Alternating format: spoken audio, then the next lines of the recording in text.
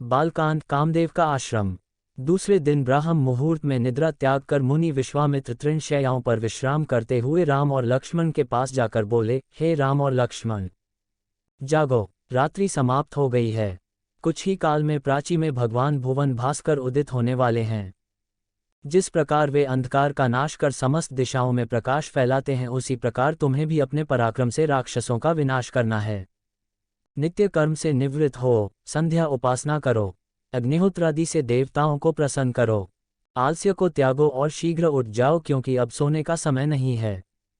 गुरु की आज्ञा प्राप्त होते ही दोनों भाइयों ने शैया त्याग दिया और नित्य कर्म एवं स्नान ध्यान आदि से निवृत्त होकर मुनिव के साथ गंगा तट की ओर चल दिए। वे गंगा और सरयू के संगम, जहाँ पर ऋषि मुनियों तथा तपस्वियों के शांत व सुंदर आश्रम बने हुए थे, पर पहुँचे। एक अत्यधिक सुंदर आश्रम को देखकर रामचंद्र ने गुरु विश्वामित्र से पूछा, हे गुरुवर, ये परम रमणीक आश्रम किन महर्षि का निवास स्थान है? राम के प्रश्न के उत्तर में ऋषि विश्वामित्र ने बताया, हे राम, यह एक विशेष आश्रम है। पूर्व काल में कैलाशपति महादेव ने यहाँ घोर तपस्या की थी।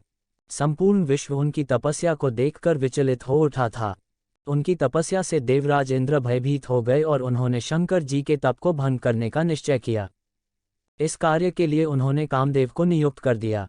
भगवान शिव पर कामदेव ने एक के बाद एक कई बाण छोड़े, जिससे उनकी तपस्या में बाधा पड़ी। क्रुद्ध होकर महादेव ने अपना तीसरा नेत्र खोल दिया। उस तीसरे नेत्र की तेजोमयी ज्वाला से जलकर कामदेव भस्म हो गए। देवता होने के कारण कामदेव की मृत्यु नहीं हुई, केवल शरीर ही नष्ट हुआ। इस प्रकार अंग नष्ट हो जाने के कारण उसका नाम अनंग हो गया और इस स्थान का नाम अंगदेश पड़ गया। ये भगवान शिव का आश्रम है, किंतु भगवान शिव के द्वारा यहाँ पर कामदेव को भस्म कर देने के कारण इसे कामदेव का आश्रम भी कहते हैं। गुरु विश्वामित्र की आदेशानुसार सभी ने वहीं रात्रि विश्राम करने का निश्चय किया। राम और लक्ष्मण दोनों भाइयों ने वन से कंद मूल फल लाकर मुनिव को समर्पित किए और गुरु के साथ दोनों भाइयों ने प्रसाद ग्रहण किया। तत्पश्चात स्नान, संध्या उपासना आदि से निवृत्त होकर राम और लक्ष्मण गुरु विश्वामित्र से अनेक प्रकार की कथाएं तथा धार्मिक प्रवचन सुनते रहे। अंत में गुरु की यथोचित सेवा करने के पश्चात आज्ञा पाकर वे परम पवित्र गायत्री मंत्र का जाप करते हुए तृण शैयाओं पर जा विश्राम करने लगे। रामायण के सभी भाग सुनने के लिए हमारे चैनल को सब्सक्राइब करना ना भूले।